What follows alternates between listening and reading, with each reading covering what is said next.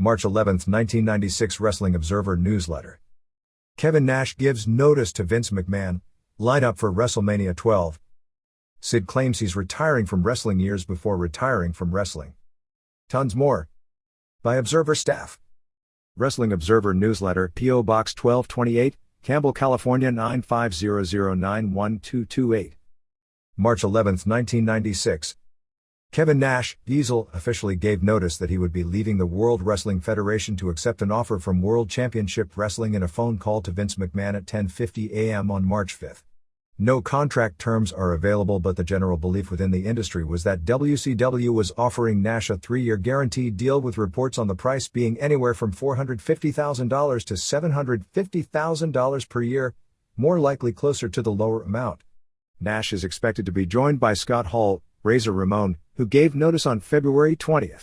Hall had not officially told the WWF that he would be accepting a WCW offer, although it is widely believed that will be the case within both companies, but that he was giving notice to explore the possibilities elsewhere.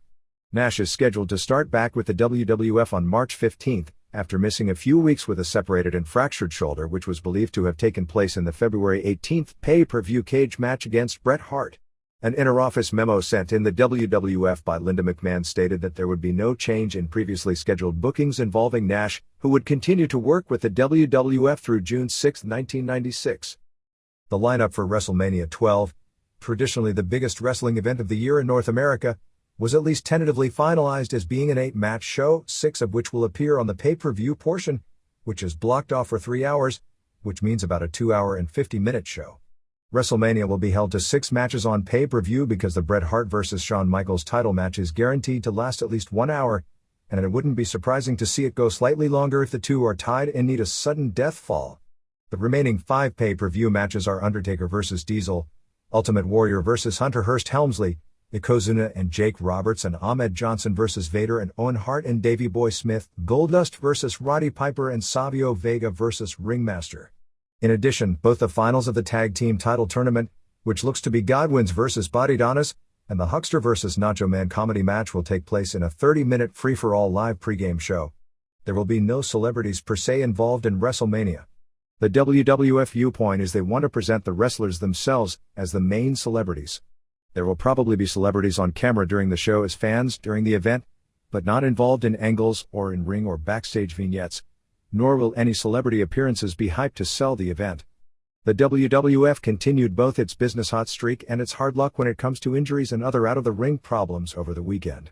After doing gates of $127,791, $7,314 paid, and $129,995, $7,603 paid, in Pittsburgh and Cleveland respectively on February 25 for a double shot, they returned to touring on March 1 with a $55,540 house, $4,093 in Augusta, Maine, followed it up doing about $5,811 and $91,083 in Worcester, Massachusetts, $5,882 and $64,646 in Springfield, Massachusetts, and finishing off with $6,453 and $101,619 in Providence, Rhode Island.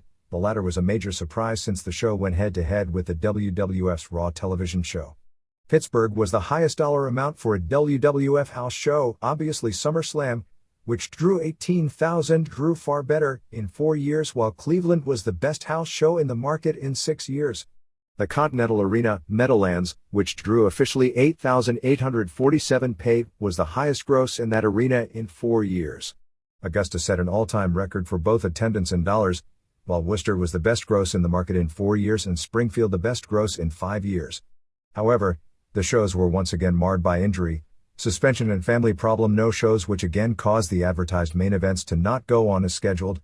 In Springfield, Massachusetts, the WWF, with 5 advertised headliners not appearing, decided upon what is now the new company policy, where the no-shows were announced over the PA before the card and refunds were offered. Reports we had were that refunds weren't offered in Worcester the night before, where the Bret and Undertaker vs. Shawn and Diesel scheduled main event was changed to Bret defending against Undertaker, with Goldust's interference leading to Undertaker losing via count out, and Michaels over Davey Boy Smith. WWF has had an existing box office policy that if anyone complained about a no-show and asked for a refund that it would be given, although the new policy which went into effect this weekend is that they will announce about refunds over the PA and give fans until the end of the third match to get a refund. In addition, starting with the March 5th show in Austin, Texas, they will post billboards outside the arenas by the ticket offices alerting fans of performers they know won't be appearing ahead of time. In Springfield, as with last weekend's house shows, a bonus headline match was added to pacify the fans and make fans think the company has gone out of its way for them. The first Bret Hart vs. Shawn Michaels match in a few years, the WrestleMania main event, took place on March 3 in Springfield, Massachusetts in a lumberjack match for the WWF title to replace what had been scheduled as a triple threat match with Hart, Undertaker, and Diesel, the latter two of whom didn't appear. The match was reported to us as a 3-stars match, something of a disappointment marred because all the lumberjack interference and distraction took away from the match itself, and the finish saw both Owen Hart and Smith trip Michaels, leading to Bret scoring the win and retaining the title. Earlier in the show, both Bret and Michaels had worked singles matches, beating Smith and Owen Hart respectively. The first Hart-Michaels match was actually scheduled for March 17 in Madison Square Garden, as announced last weekend. However, that show's top 2 matches were changed once again this week since Diesel will return to action on March 15, so the original tag match with Diesel and Michaels versus Bret and Undertaker will take place. Goldust, who in the revised lineup was going to defend against Undertaker, is back against Savio Vega. Also added to the show was a tag match with Roberts and Yokozuna versus Smith and Owen Hart with George Steele handcuffed to Jim Cornette, and a no DQ match with Helmsley versus Duke Droese. In addition to the names known ahead of time to be missing the weekend, Razor Ramon, Jeff Jarrett, and Diesel, the other headliners missing shots over the weekend were the aforementioned Yokozuna, who missed all 4 weekend shows due to a family emergency, and Undertaker, who worked Friday and Saturday night but then flew home before the Springfield show for family reasons. Both are expected to be back in action before you read this, including at the television tapings in Texas. Diesel is not at this point scheduled to wrestle at the Texas tapings but may appear to shoot interviews and perhaps an angle. Ramon, who was suspended for 6 weeks on February 21, reported elsewhere as being for testing positive for marijuana on a drug test which coincidentally came back the same day as he gave notice. Given the nature of this business, it naturally raised all kinds of the natural suspicions, not so much that he didn't fail the test because that would leave the company open to a gigantic lawsuit and there's basically no way that would happen, but the old double standard theories regarding consistency of punishment. There's nothing I can do about that coincidence, McMahon said in the Pro Wrestling Torch. People will draw their own conclusions. There's nothing I can do about that. I'm a sitting duck. Anyone can say anything they want about it, but one thing is for certain, no one has anything to worry about if they don't test positive.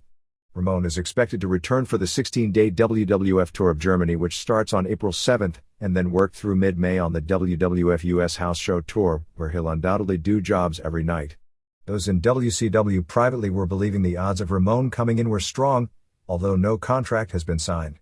McMahon had elsewhere talked of Ramon receiving a $500,000 per year offer from WCW. He reportedly earned $270,000 in 1995 and in excess of $400,000 in 1994. On the surface, that figure sounds slightly high since it is believed that Ric Flair, Lex Luger and Randy Savage are all earning between $375,000 and $450,000, however, as have been shown during promotional wars both in wrestling and other sports, the money value of the top stars goes way up during times like these. Others with ties to WCW claim that the $750,000 3-year figure going around for Diesel would also be nowhere close to reality. WCW is said to be under a salary cap of sorts when it comes to a talent budget, so the idea they can liberally throw money around doesn't appear to be the case, and for every acquisition with big money, it would probably mean 2 to 4 high-priced guys would have to be cut loose. The reason it is expected that Ramon would fulfill the remainder of his dates after the suspension is that a large chunk of WWF money is paid on a delayed basis, in particular pay-per-view checks, 90-day delayed basis, and merchandising money. Ramon would conceivably have a lot of money left on the table in both, should he breach. If Ramon were to not work out his notice doing jobs, WWF could consider it as a contract breach and use it as a reason to either fine him some or even all of the money he had coming to him. As of yet, there is no word on what Ramon's suspension and expected leaving will mean in the WWF Tag Team Title Tournament. Ramon and Savio Vega beat 1-2-3 Kid and Tatanka in the first-round match taped on February 20th in Huntington, West Virginia that was scheduled originally to air in syndication this coming weekend. The match was not plugged to air this coming weekend in syndication anywhere, but Titan sources claim the match will air as originally planned. We have no reports on how the tournament will change, but the remainder of the tournament, with the exception of the finals, will be shot on March 10th in Corpus Christi. If Ramon is to jump as expected, he would have to change some aspects of a successful gimmicked ring character. In the case of both Ramon and Diesel, neither would be able to use their current ring names since they are intellectual property of Titan Sports. Diesel's transformation would be somewhat easier because there is little gimmicked about his character other than the ring name itself and perhaps the leather pants and black glove and holding his fist with the glove in the air to get crowd response. In the case of Ramon, sources claim Titan will at least attempt to claim intellectual rights over his slicked hairstyle, with the curl in the front, the toothpick, the Spanish accent, and the jewelry and ring attire. However, before wrestling as Razor Ramon, Scott Hall worked for WCW as the Diamond Stud, and I believe he had slicked hair and the toothpick already, so I don't see how they could keep him from doing that, although they theoretically should be able to keep him from using the Spanish accent, which would create something of a character dilemma since it's become such a major part of his image. Sources in WCW claim a third major star will follow in their footsteps shortly. Jarrett, who is apparently still in great pain due to an inflamed vertebrae in his back, is not expected to return to the ring for at least 6 more weeks. New Japan Pro Wrestling held a press conference on March 4th to officially announce it would be holding its second Tokyo Dome card of the year on April 29th. The show will take the place of the annual Fukuoka Dome show that traditionally takes place the first week of May. The apparent reason for the switch is over the past few years New Japan has put on lineups for Fukuoka Dome, which is in a much smaller city than Tokyo, far from any other major city in Japan, that would easily sell out Tokyo Dome, but in Fukuoka they were drawing in the 50,000 range. They announced 4 matches on the show, which are Nobuhiko Okada defending the IWGP Heavyweight title against Shinya Hashimoto, Tatsumi Fujinami vs Genichiro Tenryu in a Battle of Legends, Road Warriors, who were huge draws in Japan in the 80s, and Kensuke Sasaki vs Rick and Scott Steiner and Scott Norton, and Jushin Liger defending the IWGP Junior Heavyweight title against Great Sasuke. They announced there would be 6 more matches on the show. While not announced at the press conference, WCW will be sending Lex Luger, in only his second career match in Japan, the other being the 1992 Tokyo Dome show, and Randy Savage will make his New Japan debut on the show as well. Just from the 4 matches announced, it is believed the show will be an easy sellout. At the press conference, New Japan also announced it would promote another Tokyo Dome show after this one before the end of 1996, making 3 for the year, and that in 1997, they would be promoting shows in new dome stadiums that will be opening up next year in both Osaka and Nagoya. In addition, the belief is that Antonio Inoki will do another show with the North Korean government in the fall in Pyongyang, where they set the all-time wrestling attendance record last year. Sid Audi, Sid Vicious, 35, announced on the live Memphis television show on March 2nd that because of neck and shoulder injuries that he was retiring from wrestling. Audi, who was a controversial figure throughout most of his wrestling career due to perceived potential as a marketable figure because of his size and muscularity, meant he was usually given the mega push. But for a variety of reasons, he basically never lived up to what was perceived as his potential despite numerous chances. At various times he was promised the WCW version of the World Heavyweight title, but walked out on the offer the first time in 1991 because WWF offered him the main event against Hulk Hogan for the 1992 WrestleMania. Almost immediately upon joining WWF in a babyface role, he suffered a torn bicep which led to surgery and kept him out of action for several months. At the same time, he had the much-publicized squeegee incident in an Atlanta bar with Brian Pillman and Mike Graham. Nevertheless, when he returned, WWF came through on the offer, and in Audi's biggest match before 62,167 fans in Indianapolis at the Hoosier Dome, heavily papered, an estimated 37,000 paid, he kicked out of a leg drop finish before manager Harvey Whippleman's interference caused a cheap DQ finish. The original script was for Whippleman to break up the pin and not to have Audi kick out of Hogan's big move, and WWF magazine actually reported the finish as being the original plan rather than what happened. Audi quit the WWF shortly thereafter, walking out after a match in Boston where it was booked for Ultimate Warrior to kick out of his powerbomb finishing maneuver. After an extended absence, Audi then returned to WCW and was promised the world title, scheduled to win it from Vader at Starrcade 93. However, 2 months before the match, he and Arnold Anderson had their legendary life and death struggle brawl in a hotel room in England, which resulted in both being seriously injured. Eventually Audi was fired from WCW, and after being in exile for a few months and healing up, returned to the USWA, where most reports were he had matured greatly when it came to business and he established himself as a legitimate drawing card. However, his work in the ring didn't improve at the rate his attitude had, which turned into a drawback when he got his next shot with the WWF. Getting the mega push once again, Ayudi arrived as Shawn Michaels' bodyguard, then was instrumental in Michaels' babyface turn the day after last year's WrestleMania. When Michaels took time off to sell the injury, it led to a series of arena and pay-per-view matches against Diesel which were largely poor in the ring and disappointments at the gate. While many had once again written Ayudi off, when Bill Watts came to WWF, unaware of much of his history but seeing his great size and muscularity, wanted to push him again. Ayudi was slated to win the Intercontinental title from Razor Ramon in the fall of 1995, in a match which took place almost as a swerve to Ramon in that it was announced in the building as a non-title match which Ayudi won, but was later to be presented on television as a title match. However, that decision was overruled at the last minute, and when presented on television, it was once again made non-title. Then Sid and 1-2-3 Kid were put together to form a tag team that would win the WWF tag titles from the Smoking Guns in early 1996, but once again fate intervened, this time in the form of what apparently is, if this situation isn't a career-ending injury. Whether this announcement was legit or a work for an angle in Memphis is unknown at press time. We're told that the WWF, which Ayudi is under contract to and has been sitting out with the most recent injury for the past few months, had no idea Ayudi was going to make the announcement. Ayudi was brought in as the color commentator for the USWA show, working with Dave Brown and Corey Macklin. Lance Russell was on vacation, and all reports were that he did a very good job for a first time out. He didn't do any angles or hint at doing any angles during the show, and it was presented as if Booker Randy Hales had called him up and offered him this as a regular role. Ayudi lives in West Memphis, Arkansas, a very short drive from the television studio in Memphis. During the show it was said that Ayudi's doctors told him one more bad blow in the neck area could result in paralysis, and that during the week he got the information from his doctor advising him against going back into the ring. Cactus Jack, Michael Foley, filed suit this past week against World Championship Wrestling over the incident where he lost his ear in Germany. In the lawsuit filed in Fulton County Superior Court in Georgia, Foley, now 30, claimed that during his match against Vader, Leon White in Munich, he was to perform a maneuver where he got choked in between the ropes, which he had done safely at least 75 times previously during his career.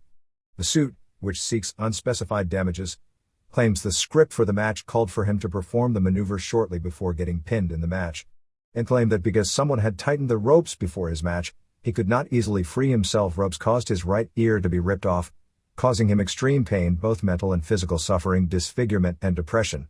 Doctors were able to reattach the bottom part of Foley's right ear, but not the top part, but that eventually he hopes to have plastic surgery. Foley is currently on his final tour of Japan for IWF for his scheduled debut in the WWF under the ring name Mankind. His final match, at least for the time being, under the ring name Cactus Jack, will be on March 9th in Philadelphia for ECW. This is the second issue of the current 4-issue set. If you've got A1 on your address label, it means that your Observer subscription expires in 2 weeks.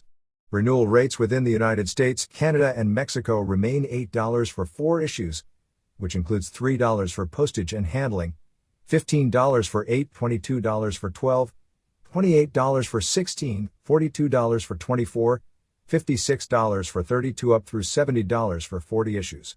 Rates for the rest of the world with the exception of the United Kingdom are $11 for 4 issues, $21 for 8, $30 for 12, $50 for 20, $70 for 28 up through $100 for 40 issues. All subscription renewals except within the United Kingdom should be sent to the Wrestling Observer newsletter, P.O. Box 1228, Campbell, California 950091228. All letters to the editor, reports from live shows and any other correspondence pertaining to this newsletter should also be sent to the above address, including by those within the UK. Readers within the UK for fastest delivery should renew at Wrestling Observer Newsletter, 19 Alpha Road, Woolwich, Chepstow Gwen NP 65QX South Wales, United Kingdom. Subscription rates in pounds are 7.50 for 4, 15 for 8, 22.50 for 12 and 30 for 16. Please make checks out to Shoot Fabe rather than the Wrestling Observer newsletter. Fax messages can be sent to the Observer 24 hours a day at 408-244-3402. Phone messages can be left 24 hours a day at 408-244-2455.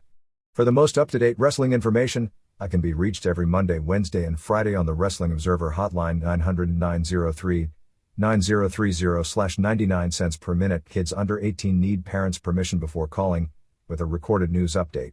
Besides myself, reports are done by Ron Lemieux Sunday, Wednesday, Georgianne Macropoulos Sunday, Mike Mooneyham Monday, Steve Beverly Tuesday, Friday, Saturday, Scott Hudson Tuesday, Thursday, and Bruce Mitchell Thursday, Saturday. Major events wrestling calendar March 8th to April 8th. March 8th ECW Queens New York Lost Battalion Hall, Raven vs. Sandman. March 9th ECW Philadelphia ECW Arena, Raven vs. Douglas. March 10th WWF Superstars taping Corpus Christi, Texas. March 11th WWF Monday Night Raw tapings San Antonio, Texas. March 11th WCW Monday Nitro tapings Winston-Salem, North Carolina. Lawrence Joel Coliseum, Hogan and Savage and Bootyman vs. Flair and Anderson and Sullivan. March 14th New Japan Kyoto, Hashimoto and Hirata vs. Koshinaka and Nagami. March 15th FNW Sapporo Nakajima Sports Center, Matsunaga vs. Pogo. March 16th WWF Landover, MDUS Air Arena. March 17th WWF New York Madison Square Garden, Bret Hart and Undertaker vs. Michaels and Diesel. March 18th WCW Monday Nitro tapings Chattanooga, Tennessee Arena. March 20th New Japan Nagoya Aichi Gymnasium, Hashimoto and Hirata vs. Harlem Heat. March 23rd UWFI New Japan Sendai Miyagi Sports Center. March 24th WCW Uncensored Pay-Per-View Tupelo, Mississippi Coliseum, Hogan vs. Flair and Anderson and Sullivan and Luger. March 25th WCW Monday Nitro taping Huntsville, Alabama Von Braun Center. March 25th Rings Niigata, Yamamoto vs. Terriol. March 26th New Japan Tokyo Gymnasium, One Night Tag Team Tournament. March 30th WCW Philadelphia ECW Arena. March 31st WWF WrestleMania 12 Pay-Per-View Anaheim, California Arrowhead Pond, Bret Hart vs. Michaels. March 31st All Japan Women Yokohama Arena, Toyota vs. Kyoko Inoue. April 1st WWF Monday Night Raw taping San Bernardino, California Orange Pavilion. April 1st WCW Monday Nitro taping Cleveland State University Convocation Center. April 2nd WWF Superstars taping San Diego Sports Arena. April 7th JWP Yokohama Bunkyo Gym, Kansai and Takako Inoue vs. Kyoko Inoue and Ozaki results.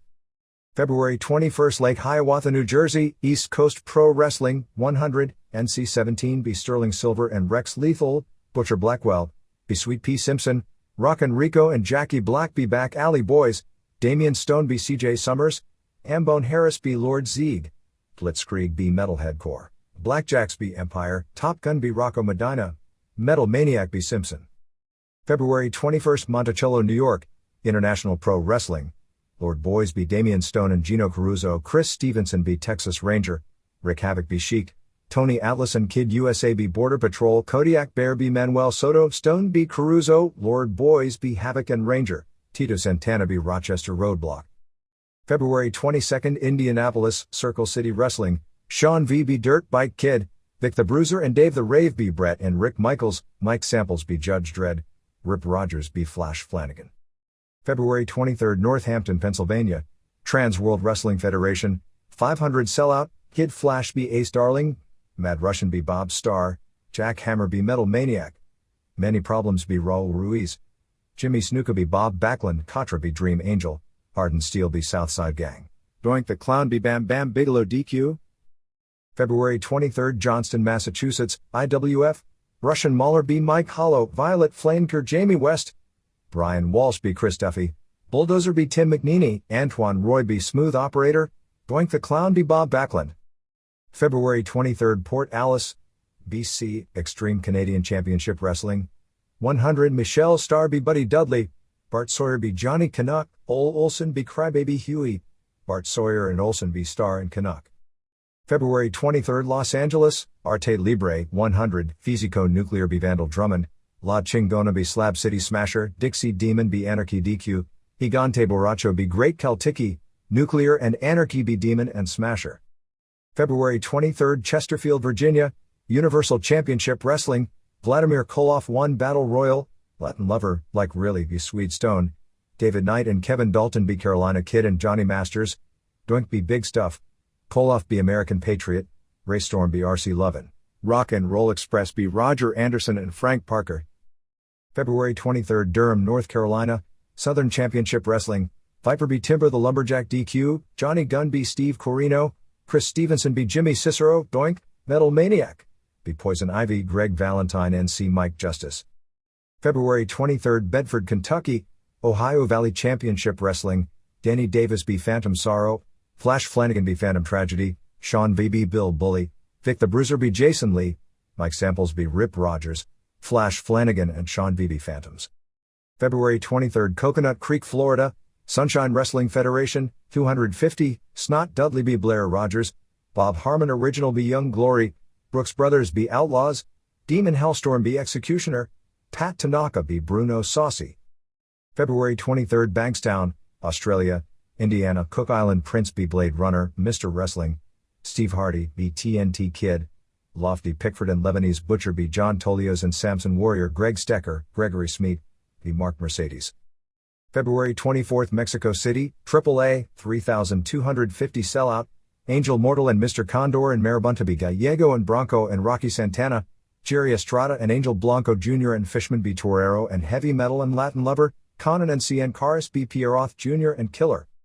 February 24, Jackson, Mississippi, Hardcore Championship Wrestling, 268, Donnie York b Derek King, Cassidy Raleigh b Karate Master, Cedric Payne b J.D. McKay, Steve Williams Original and Big D b Payne and Karate Master, Bull Painter Cuban Assassin, Dave Cannell / Barrio Brother, Danny b Good b Lord Humongous, Dairy Nations February 24, Port Hardy, BC, Extreme Canadian Championship Wrestling, 100 Michelle Star b Buddy Dudley, Bart Sawyer b Johnny Canuck, Olsen b Crybaby Huey, Sawyer and Olsen b Canuck and Star DQ.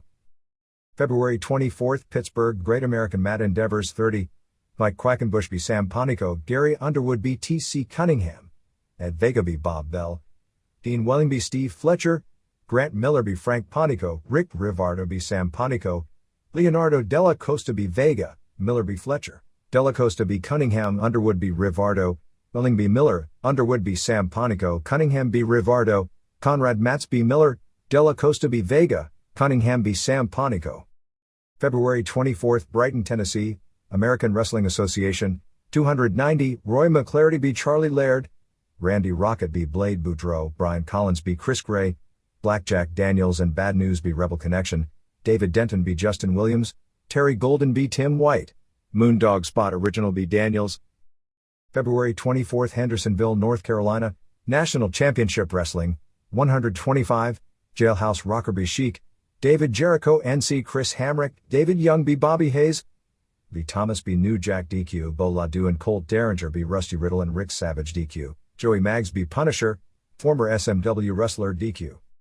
February 24, Jacksonville, North Carolina, Capital Wrestling Alliance, Nico b Nuclear Nightmare, Tommy Gunn DDQ Rosin Kane, Ray Storm b Mike Maverick, Becky Fulton, Eagle, B Viper, CW Anderson and Pat Anderson b Generation X, Gorgeous George 3, Rob Kellum b The Barbarian.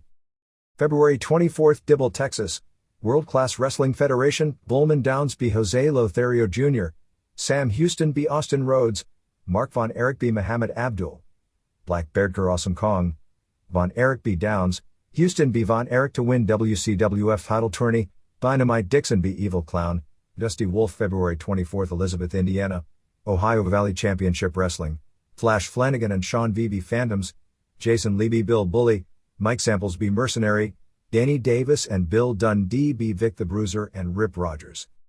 February 24, Spring City, Tennessee, ASW Championship Wrestling, Brisk Taylor b Tracy Black, Joel Travis b Outpatient, Jimmy Sharp b Colin West, Rick Justice and Chuck Colt b Sam Colt and Keith Hart, Woody Woodchuck b Mongolian Stomper Original DQ. February 24, Coconut Creek, Florida, Sunshine Wrestling Federation, 475, Johnny Torres and Alex G b Pat McGuire and Mr. New York, Steve Collins b Executioner, Brooks Brothers b J.R. James and Mike Laria, Demon Hellstorm b Chris Nelson, Pat Tanaka b Buck Quartermain. February 24, Fernandina Beach, Florida, Continental Championship Wrestling, 300, Taz Not Original b Masked Marvel, U.S. Navy b Chucky D, Florida Hurricane b Ultimate Biker, V-Man Dale Veazey, b Dragon Slayer, Wranglers b Bad Intentions, Lord of Discipline b Boone Anderson DQ, Hurricane 1 Battle Royal. February 25, Jeffersonville, Indiana, Ohio Valley Championship Wrestling, Bill Dundee b Phantom Sorrow, Flash Flanagan b Phantom Tragedy, Jason Lee b Bill Bully, Mike Samples b Mercenary, Dundee and Danny Davis b Rip Rogers and Vic the Bruiser. February 26, Tokyo Korakuen Hall, War, 2100 Sellout, Osamu Teitoko b Kamikaze, Koki Kitahara b Shinichi Nakano, Yuji Yasu and Lance Storm and Takashi Okamura b Grand Naniwa and Masaki Mochizuki and Battle Ranger, Ultimo Dragon b Negro Casas, Genichiro Tenryu and Nobutaka Araya b Hiromichi Fuyuki and Jado, int. Junior Tag Title Geto and Lion do b Jushin Liger and Tatsuhiro Takaiwa. February 26 Nakamura, Tokyo Pro Wrestling, Masanobu Kurisu b Tenakabo Ike, Kishin Kawabata and Akihiko Masuda b Segunda No. 1 and Toryu Gecko b Garuda, Daiko Kubo Benkei b Apollo Sugawara, Masashi Aoyagi and Mr. Pogo b Rikyo Ito and Takashi Ishikawa. February 26 Yanagi All Japan Women, 1670, Yoshiko Tamura b Ko Nomi, Misai Watanabe b Yuka Shina, Shaparita Asari and Yumi Fukawa and Mina Tanayama b Kumiko Makawa and Nobu Endo and Mari Mogami, Tashio Yamada and Takako Inoue and Tomoko Watanabe b Mariko Yoshida and Saki Hasegawa and Reggie Bennett, Asia Kong b Etsuko Mita, Manami Toyota and Kaoru Ito b Mima Shimoda and Yumiko Hata. February 26 Louisville, Kentucky, Ohio Valley Championship Wrestling, Jason Lee b Tasman, Shawn v b Bill Bully, Flash Flanagan b Phantom Sorrow, Sarge b Phantom Tragedy, Mike Samples and Danny Davis and Bill Dundee b Tracy Smothers and Rip Rogers and Vic the Bruiser. February 27 Odawara All Japan, 1600, Masao Inoue b Kentaro Shiga, Mighty Inoue and Tsuyoshi Kikuchi b Rob Van Dam and Bobby Bradley, Doug Furness and Dory Funk b Abdullah the Butcher and Giant Kimala 2, Giant Baba and Rusher Kimura and Mitsuo Momoto b Ryukaku Izumida and Haruka Eigen and Masa Fuchi, Kena Kobashi and Satoru Asako b Jun Akiyama and Takao Mori, The Patriot and Johnny Ace b Mitsuharu Misawa and Tamon Honda, Toshiaki Kawada and Akira Tao and Yoshinari Ogawa b Stan Hansen and Gary Albright and Dan Crawford. February 27 Fuchi, All Japan Women, 1780, Yukashina b Mina Tanayama, Nobu Endo b Yumi Fukawa, Kaoru Ito and Misae Watanabe and Mari Mogami b Shaparita Asari and Kumiko Makawa and Ko Nomi, Saki Hasegawa b Yoshiko Tamura, Yumiko Hata and Tashio Yamada and Reggie Bennett b Mima Shimoda and Takako Inoue and Tomoko Watanabe, Asia Kong and Etsuko Mita b Manami Toyota and Mariko Yoshida. February 28 Gainesville, Georgia WCW Saturday Night Tapings, 1,800 sellout / 1,100 paid, non-squash results, handicap match, American males b Dick Slater, Eddie Guerrero b Chris Benoit 3 stars, Dallas Page b Joey Maggs, Lex Luger b Cobra, Jim Duggan b VK Wall Street, The Giant b Dave Sullivan, WCW title, Ric Flair b Sting DQ 2.5 stars. February 28 Yokkaichi, Tokyo Pro Wrestling, Tenakabo b Masanobu Kurisu, Bloody Bruce A and BB Segunda No. 1 and Akihiko Masuda, Daiko Kubo Benkei b Apollo Sugawara, Gecko b Baruda, Masuda 1 Battle Royal, Great Kabuki b Shigeo Okamura, Mr. Pogo and Masashi Aoyagi b Takashi Ishikawa and Kishin Kawabata. February 28 Nishiwaki, All Japan Women, 1390, Misae Watanabe b Ko Nomi, Yukashina b Mari Mogami, Yoshiko Tamura and Kumiko Makawa b Yumi Fukawa and Shaparita Asari, Tomoko Watanabe and Reggie Bennett and Mina Tanayama b Nobu Endo and Takako Inoue and Yumiko Hata, Etsuko Mita b Mariko Yoshida, Manami Toyota and Saki Hasegawa and Kaoru Ito b Asia Kong and Tashio Yamada and Mima Shimoda. February 29 Choshi, All Japan 1700, Mighty Inoue b Misao Inoue, Yoshinari Ogawa b Bobby Bradley, Jun Akiyama and Takao Mori b Dory Funk and Kentaro Shiga, Giant Baba and Rusher Kimura and Mitsuo Momoto b Ryukaku Izumida and Haruka Eigen and Masa Fuchi, Abdullah the Butcher and Giant Kimala 2 b Dan Crawford and Doug Furness, Stan Hansen and Gary Albright and Rob Van Dam b Johnny Ace and the Patriot and Monokia Mossman, Toshiaki Kawada and Akira Tao and Tsuyoshi Kikuchi b Mitsuharu Misawa and Kena Kobashi and Satoru Asako. February 29 Bakersfield, California, Lammers Dynamite DD Jimmy James, Kano the Islander b Bruce Bodine, Tyrone Little b El Toro Bravo, Hombre de Oro b Buddy West, Movie star Mike and El Toro Bravo b Samoan Kid and Kano the Islander. March 1 Tokyo Budokan Hall, UWFI New Japan, 16,500 sellout, Tatsuo Nakano b Kenichi Yamamoto, Kiyoshi Tamura b Kazushi Sakuraba, Masahito Kakihara b Shinjiro Otani, Kickboxing Rules, Champa b Hiromitsu Kanehara, Yoji Anjo and Yoshihiro Takayama b Kazuo Yamazaki and Takashi Izuka, Keiji Muto b Naoki Sano, IWGP HWT title, Nobuhiko Takada B. Shiro Koshinaka. March 1st Augusta, Maine, WWF 4093, Owen Hart B. Scott Taylor, Godwins B. Body Donnas, Duke Droese B. Hunter Hearst Helmsley, Ringmaster B. Marty Jannetty, Ahmed Johnson B. Tatanka 123 Kid B. Bob Holly. IC title, Savio Vega B. Goldust Core, WWF title, Bret Hart B. Undertaker Core, Shawn Michaels B. Davey Boy Smith.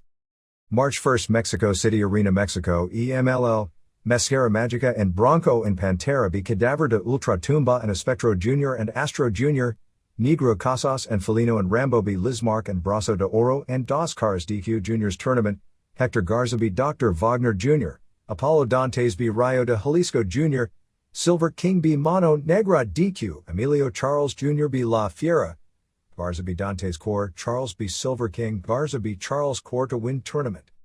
March 1st Numanan, IWA, 600 Tutor the Turtle B. Takeshi Sato, Kyoko Ichiki B. Emi Motokawa, Mr. Ganasuke and Mitsunobu Kikuzawa B. Hiroshi Itakura and Tsukioka, Cactus Jack B. Takashi Okano, Tarzan Goto B. Leatherface, Rick Patterson. March 1st Salisbury Beach, Massachusetts, Century Wrestling Alliance, 175, Doink B. Skull, Vic Steamboat B. Knuckles Nelson DQ, Joel Assassin B. Pink Assassin DQ, Big City Mike B. Mike Lano not original, Tony Atlas B. Nelson, Kevin Sullivan B. Skull, Doink and Prankster B. Nelson and Lano Joel Davis B. Dungeon Master DQ, Sullivan NC Steamboat, Dungeon Master 1 Battle Royal. March 1st Sweetwater, Florida, Sunshine Wrestling Federation, 475 Sellout, Alex GB Bruno Saucy, Cuban Assassin B. Lucifer, Steve Collins, Ayala Brothers DDQ J.R. James and Matt Otto, Demon Hellstorm B. Executioner, Paul Adonis B. Butcher of Baghdad, Johnny Torres B. Larry Lane. March 1st Compton, California, Lucha Libre Mexicana, 200 Vandal Drummond and Machina Infernal B. Físico Nuclear and Tigra Oriental, Terra Mercada and Perfora B. Fujin and Falconcito de Oro, Durango Kid and Sombra de Plata B. Impacto and Renegado Estrada, Al Marietta and Gory Chavez B. Rosa Salvaje and Tornado Negro 2, Bestia Salvaje and Poison and Principe Joel B. Corazon de Leon and Crazy Boy and Falcon de Oro DQ. March 1st Highland, Indiana, New Wave Wrestling Alliance, 125, Firefighter Jim B. Axel Future, Danny Dominion B. Billy Wild, Trevor Blanchard and Rick Knight B. T-Rex and Hammer, Eric Freedom B. Lightning Rod, Billy Joe Eaton B. Wave Rider Craig. March 1st Fall Branch, Tennessee, Southern States Wrestling, 125 Sellout, Bubba B. Freight Train Ford, Chic White B. Cherokee Renegade, War Machine B. Steve Flynn, Eddie Golden B. Scott Sterling, Death and Destruction B. Mahler and Alan King, Equalizer B. Eddie Bruiser, Alex Shane and Debbie Combs B. Bo James and P.J. Sharp. March 1st Rossville, Georgia, TWA, Adrian Champagne B. Dragon Master, Sam Colt B. Widowmaker, Rick Justice B. Keith Hart DQ, Richie Dye and Tracy Black B. Mr. Payne and New One Man Gang, Joel Travis and Risk Taylor B. Chuck Colt and Michael Collins. March 1st Rome, Georgia, North Georgia Wrestling Alliance, Lee Thomas B. Tommy Taylor, Mike Golden B. Scott Protter, Demon Master B. Grave Digger, Tim Strong B. Dusty Dotson, Nasty Critter and Bubba Humphrey B. Cannon, John Arden DQ.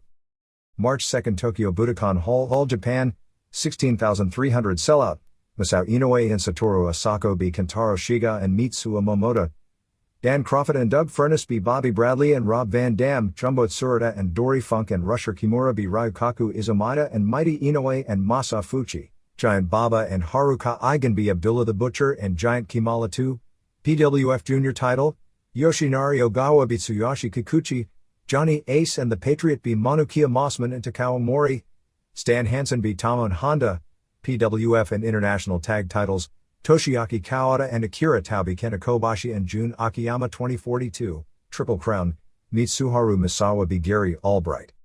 March 2nd Kobe, Pancrase 3,500 Sellout, Kyuma Kunyoku B. Takafumi Ito, Yuki Kondo B. Asami Shibuya, Jason DeLucia B. Yoshiki Takahashi, Masakatsu Funaki B. Katsumi Inagaki, Minoru Suzuki B. Takaku Fuke, Frank Shamrock B. Ryushi Yanagisawa, Boss Rutan B. Guy Mesger.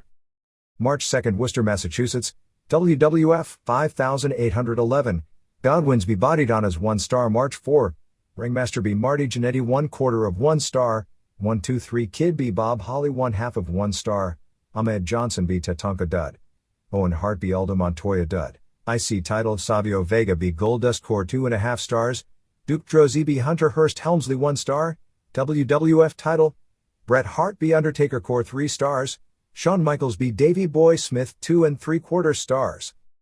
March 2nd, Columbia, South Carolina, WCW, 2900, Belfast, Bruiser be Bobby Walker, Bubba Rogers be Renegade, Arnold Anderson be Lex Luger, American Males be Bobby Eaton and David Taylor, WCW TV title, Johnny B. Bad beat Diamond Dallas Page, WCW title, Ric Flair be Sting DQ. March 2nd, Susanoo AWA Takeshi Sato be Tsukioka, Hiroshi Itakura be Katsumi Hirano, Takashi Okano be Tudor the Turtle, Keizo Matsuda be Umanosuke Ueda DQ, Mr. Ganasuke be Keisuke Yamada, Leatherface and Cactus Jack be Mitsunobu Kikuzawa and Tarzan Goto.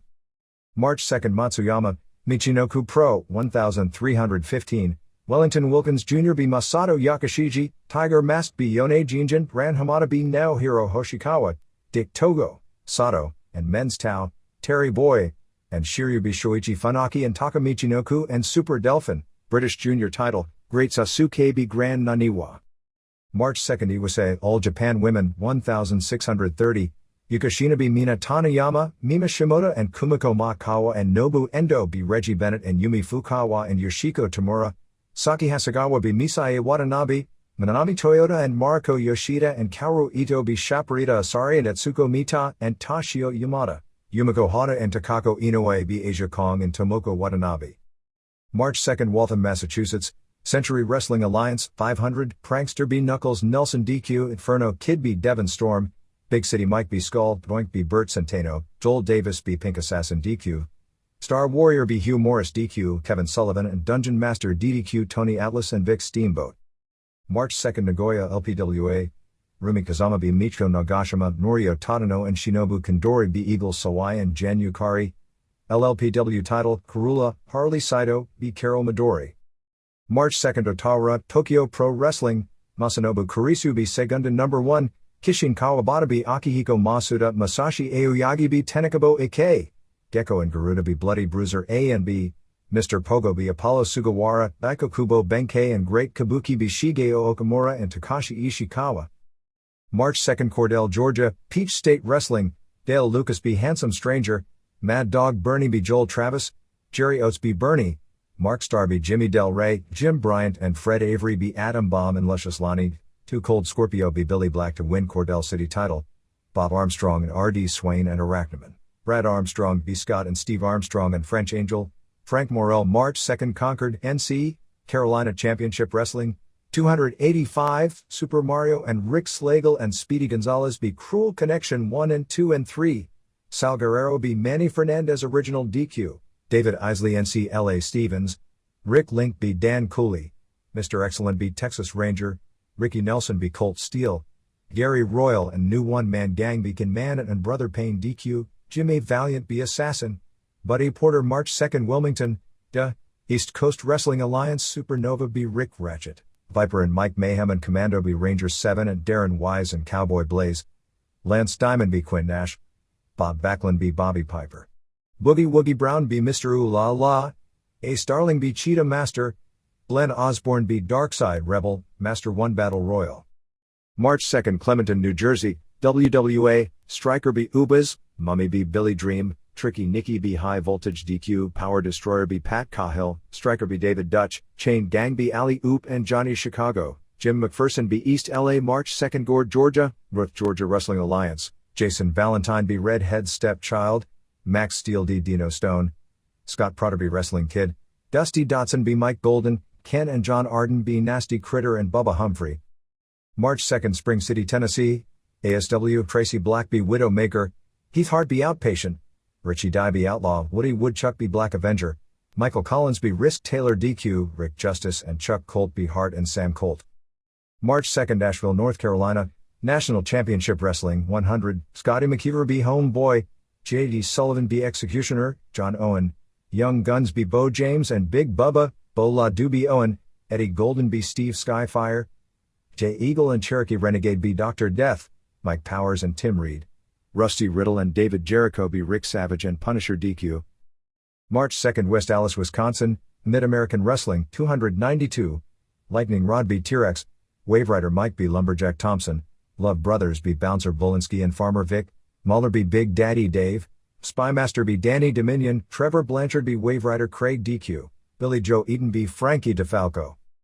March 3, Springfield, Massachusetts, WWF, 5882 Godwins B. Body Donnas 2 stars, Ringmaster B. Marty Jannetty 1 star, Ahmed Johnson B. Tatanka 1/2 of 1 star, Shawn Michaels B. Owen Hart 2 stars, Bret Hart B. Davey Boy Smith 2.5 stars, 123 Kid B. Bob Holly 1 star, IC title, Goldust B. Savio Vega 4 stars, Duke Drozy B. Hunter Hurst Helmsley 1 star, Lumberjack match, Bret Hart B. Michaels 3 stars. March 3, Tokyo Korakuen Hall, IWA, 1900 sellout Katsumi Hirono B. Takeshi Sato, Kyoko Ichiki B. Emi Motokawa, Tutor the Turtle B. Tsukioka, Hiroshi Itakura B. Umanosuke Ueda DQ, Great Kabuki and Daiko Kubo Benkei B. Keizo Matsuda and Takashi Okano, barbed wire match Tarzan Goto and Mr. Genosuke and Mitsunobu Kikuzawa B. Keisuke Yamada and Leatherface and Cactus Jack. March 3, Tokyo Korakuen Hall, JWP, 1500 Boishoi, Kid B. Saburo, Hikari Fukuoka and Yuki Miyazaki B. Tomoko Miyaguchi and Tomoko Kuzumi, Mayumi Ozaki B. Hiromi Yagi, Ozaki B. Rieko Amano, Devil Masami and Kaneko Mototani B. Cutie Suzuki and Amano. Dynamite Kansai B. Bison Kimura. March 3, Kawagoe, All Japan Women, 2040, Misae Watanabe B. Yoshiko Tamura, Yumi Fukawa and Yuka Shina D. Nobu Endo and Mina Taniyama, Saki Hasegawa B. Kumiko Makawa, Toshio Yamada and Mima Shimoda and Tomoko Watanabe B. Asia Kong and Reggie Bennett and Shaparita Asari, Takako Inoue B. Mariko Yoshida, Yumiko Hata and Etsuko Mita B. Manami Toyota and Kaoru Ito. March 3, Fukui, Michinoku Pro Wrestling, 1350, Wellington Wilkins Jr. B. Masato Yakashiji, Shiryu B. Naohiro Hoshikawa, Men's Tao and Dick Togo B. Yone Jinjin and Grand Naniwa, Tiger Mask and Grand Hamada and Great Sasuke B. Shoichi Funaki and Takamichi Noku and Super Delphin. March 3, Osaka, LLPW, 302, Yasha Kurenai B. Mizuki Endo, Michiko Omukai D. Carol Midori, Norio Tadano B. Mikiko Futagami, Eagle Sawai and Gen Yukari and Michiko Nagashima B. Kurula and Shinobu Kondori and Rumi Kazama. March 3, Emerson, Georgia, Power Slam Wrestling, Dusty Dotson B. Golden Ram, Cody Gunker Tony Rose, Ken and John Arden B. Rob McBride and Big Huff, Bubba Humphrey B. Kane, Chris Walker and Dotson and Scott Prater B. Mike Golden and Ardens. Special thanks to Scott Hudson, Steve Prozik, Peggy Watkins, Joe Granai, Adam Dykes, Bernard Siegel, Greg John, James Stanios, Bill Johnson, Bernard Siegel, Kurt Brown, Bruce Buchanan, Lance Levine, Ken Doucet, Dan Paris, Tim Knoll, Dan Riley, Faye Ferguson, Jerry Lane, Doug Grunner, Tim Whitehead, Dominic Valenti, Jimmy Marshall, Sarah Moore, Bob Garst, Grant Miller, Alan Berry, Rich Palladino, Walt Spafford, Jesse Money. EMLL Hector Garza captured the juniors tournament on March 1 at Arena Mexico, beating Emilio Charles Jr. in the finals using his spin plancha outside the ring, and Charles was counted out in what was said to have been a very good match. Garza had earlier in the show beaten CMLL heavyweight champion Apollo Dantes via count out, doing a moonsault and twist off the top rope to the floor on Dantes, so he was counted out. In the quarterfinals, Garza pinned Dr. Wagner Jr. in another good match.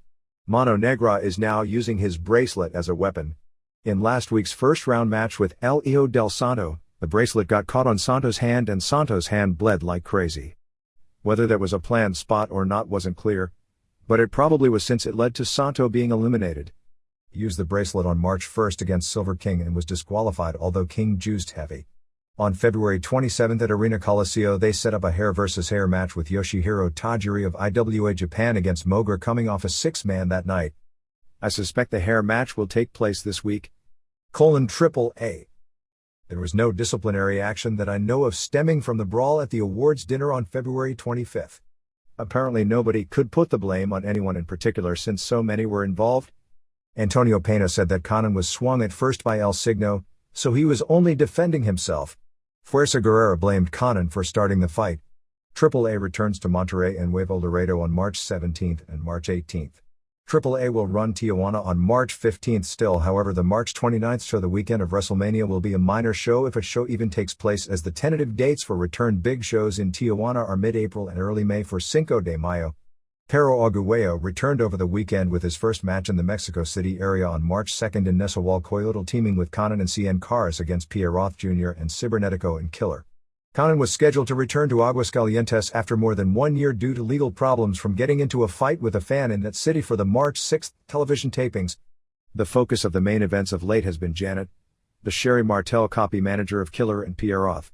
On the Saturday television show taped in Querétaro, Janet hit La Parca with a chair and gave Angel Blanco Jr. brass knucks, allowing Blanco and Fishman and Cibernetico to beat Konnan and Parca and Tinieblas Jr. on Sunday's television show, taped February 24 in Mexico City. Janet continually interfered to help Pierre Roth Jr. and Killer, but when she threw a chain into the ring, Konnan intercepted it and used it on both heels for the win.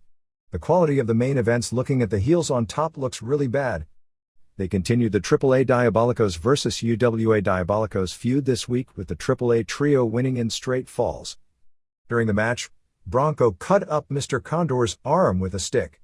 It also appeared they were starting a heavy metal turn. Sounds like a major case of deja vu. After Jerry Estrada and Fishman and Angel Blanco Jr. beat Heavy and Latin Lover and Torero when Heavy turned on Torero, causing him to lose the third fall, Torero and Heavy brawled after the match with Latin separating the two of them. All Japan. The latest tour ended on March 2 at Budokan Hall before a sellout 16,300 with the first singles meeting between Mitsuharu Misawa, the most popular regular wrestler in Japan, and Gary Albright, the most popular foreign wrestler, for the Triple Crown, with Misawa winning with a rolling elbow drop in 14:20. In the tag team title match, Toshiaki Kawada and Akira Tao beat Jun Akiyama and Kenta Kobashi in 2042 when Tao pinned Akiyama with a dynamic bomb, Liger Bomb. Stan Hansen pinned Tamon Honda with an elbow drop in 6:41, while the other top matches saw Johnny Ace and Patriot beating Takao Omori and Monokia Mossman when Ace used the Ace Crusher on Mossman, hitting his first major Budokan match, and Yoshinari Ogawa retained the PWF Junior title, pinning longtime rival and current partner Tsuyoshi Kikuchi in 1935 with a back suplex. The Misawa Albright match aired on television on March 3. The next tour, which is the Carnival Tour, starts on March 22, and it was officially announced that Steve Williams would be returning as a regular on the tour and be involved in the tournament. On the March 3 television show, Baba talked about Williams having his first meeting as a pro against Albright on the tour. I believe a few weeks back when we talked about this matchup we said they met twice in college and each won once, but I believe that was a mistake, and that Williams actually won both times. It was Albright and Daryl Peterson, Max Payne/Man Mountain Rock, who wrestled twice when each were college heavyweight All-Americans, with each winning once. The tournament in which every wrestler faces every other wrestler once now looks pretty intriguing when you throw Misawa, Kawada, Kobashi, Tao, Williams, Ace, Hansen, Albright and more all against each other. February 25 television show did a 2.6 rating. New Japan. The only show of the past week was the UWFI March 1 Budokan Hall, which drew a sellout 16,500 despite coming 1 day before All Japan's big show in the same building. Don't have much in the way of details on the show other than results. Nobuhiko Takada retained the IWGP Heavyweight title, beating Shiro Koshinaka in 10:53 with an armlock via submission. Keiji Muto used the figure 4 to make Naoki Sano submit in 14:30. The Golden Cups, Yoji Anjo and Yoshihiro Takayama, beat Takashi Iizuka and Kazuo Yamazaki when Anjo made Yamazaki submit to the armbreaker in 12:42. Masahito Kakihara made Shinjiro Otani submit to the choke sleeper in 7:55, and Kiyoshi Tamura returned to pro wrestling, beating Kazushi Sakuraba with a leg submission in 8:42. They also had a kickboxing match where UWFI fighter Hiromitsu Kaniara faced a famous Muay Thai kickboxer whose name I didn't get, but the Muay Thai fighter won via majority decision.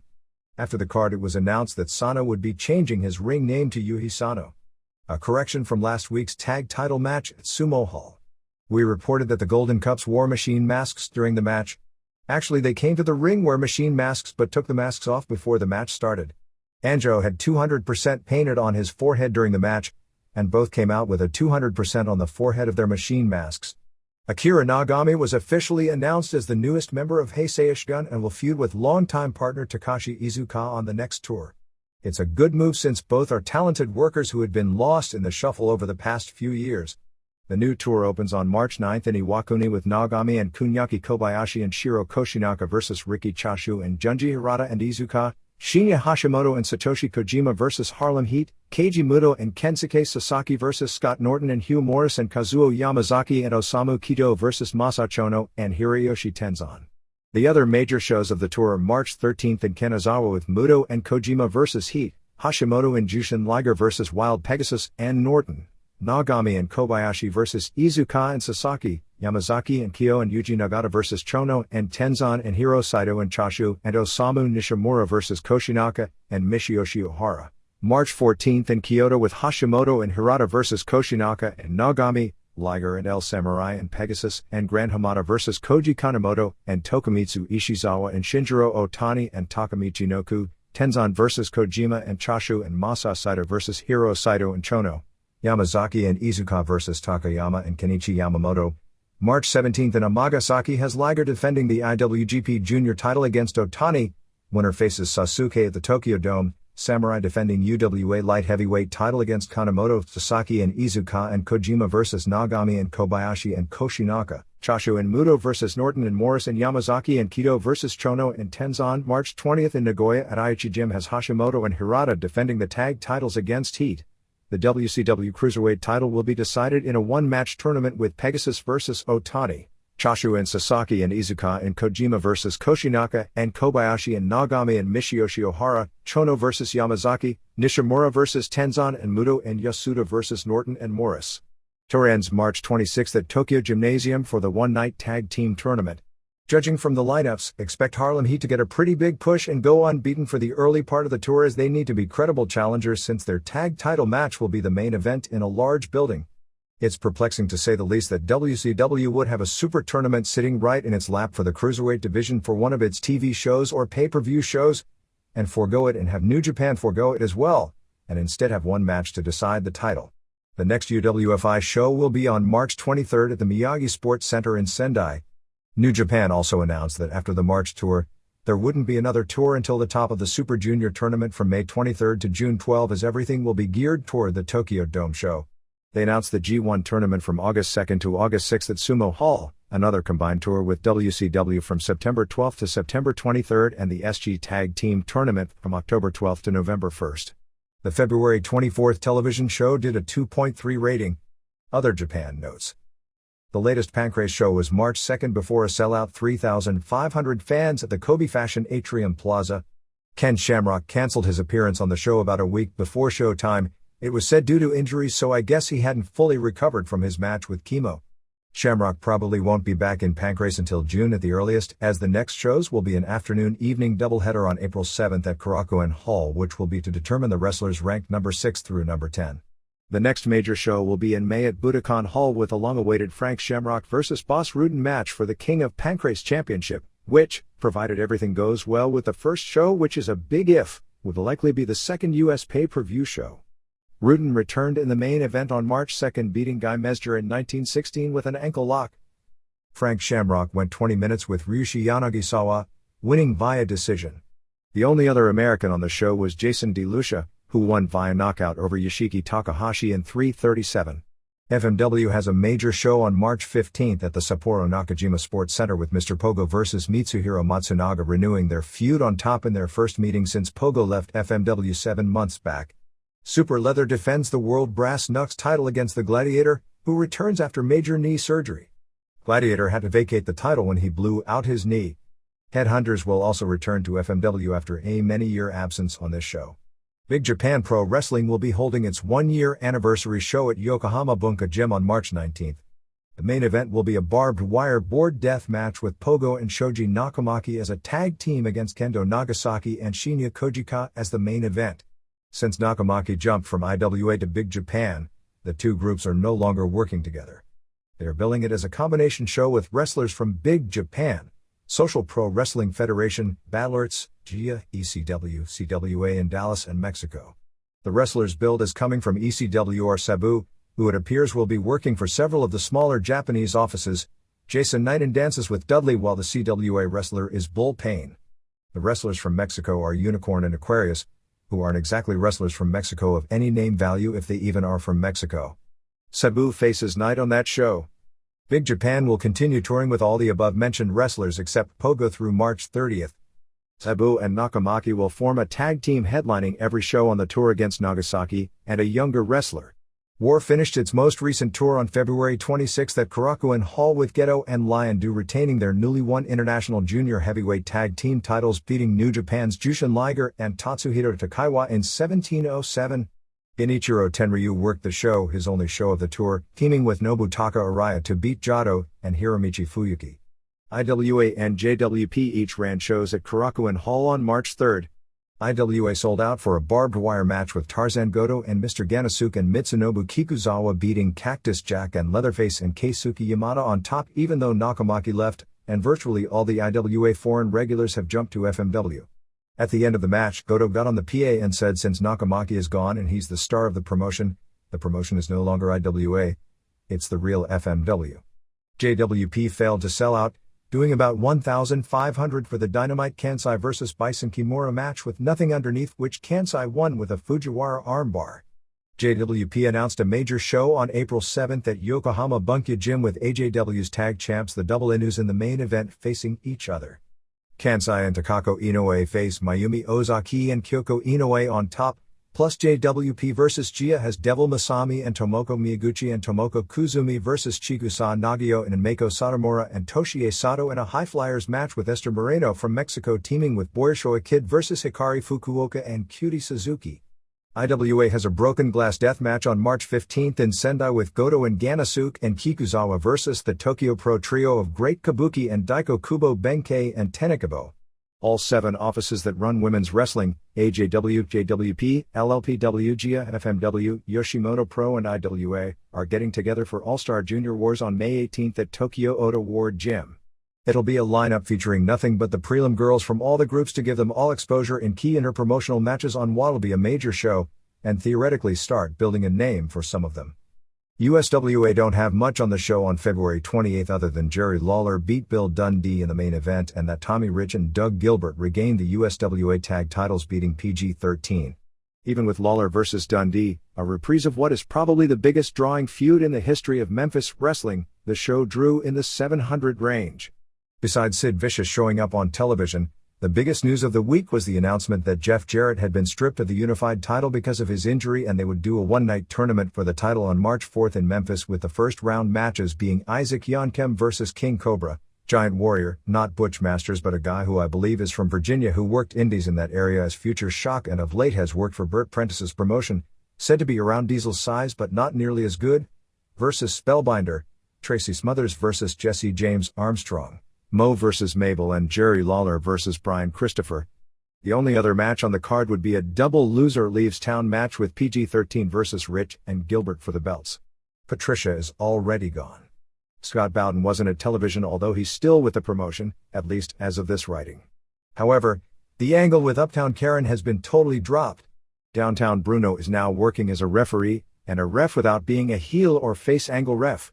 The highlight of the television show was a confrontation between Lawler and his son who has never been acknowledged on television as his son. Lawler did an interview talking about the Memphis State Tigers basketball. Christopher did his interview and complained that Lawler's priorities are all screwed up because it's the biggest card in Memphis in a long time and he's spending his interview time talking about Memphis State basketball.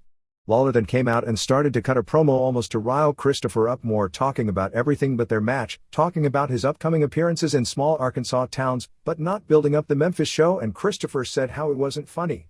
Whatever rumors and talk there may have been over this group splitting into 2 territories with Lawler running a Western territory and Jerry Jarrett doing an East Tennessee territory with Nashville and going into some of the Smoky Mountain markets seems to have fallen through if there was anything serious to them in the first place.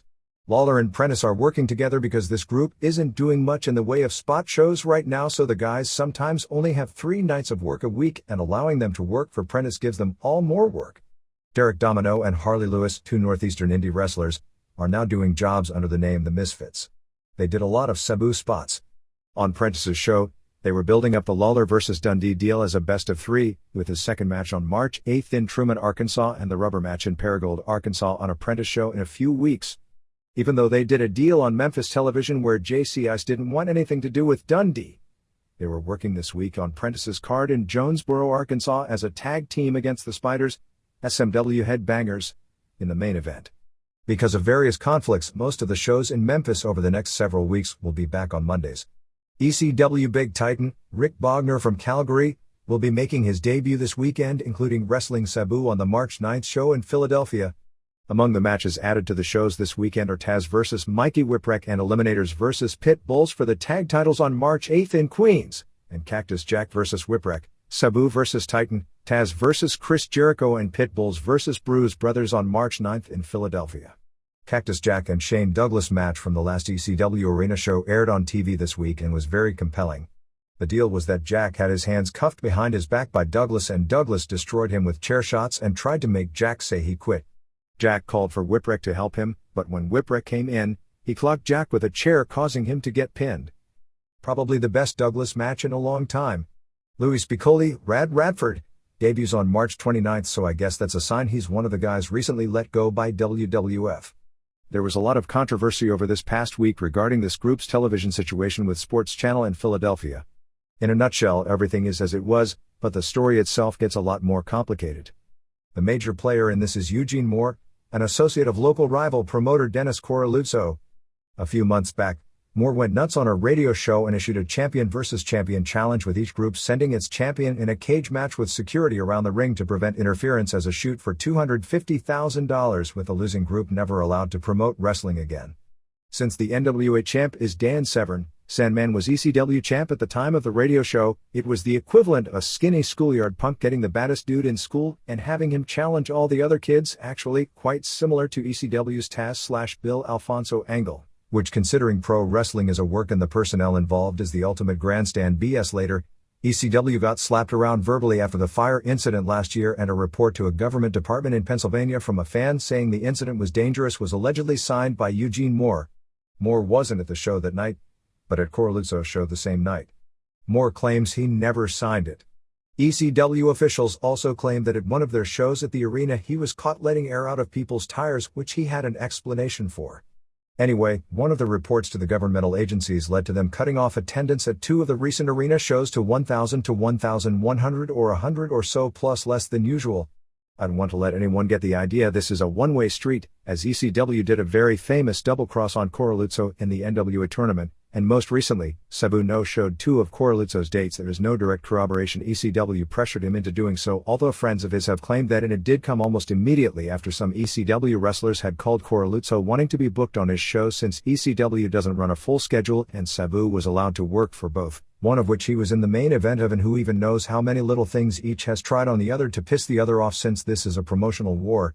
However, with ECW and its loyal fans, everything negative regarding ECW immediately turns into a babyface/heel issue.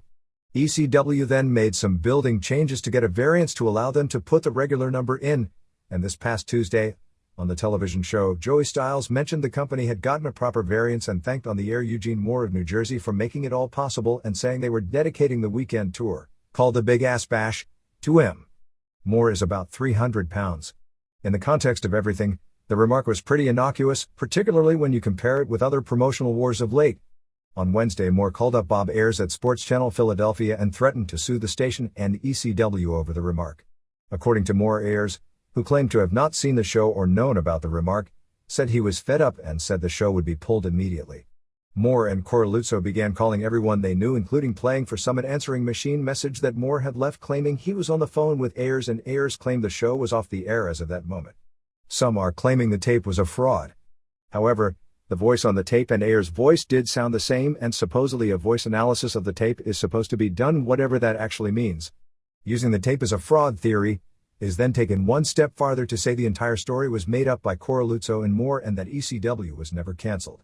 Ayers himself later said the show was never cancelled, and it was wishful thinking on the part of Moore and Coralluzzo. However, others who spoke with Ayers independent of NWA told us they had talked with him earlier, and he said that he was waiting to review the tape to see what was actually said, which was pretty innocuous, and that he was concerned about some aspects of the show, and that Prime was taking over aspects of programming on the station as of April 1st, and all shows would be evaluated once again at that point.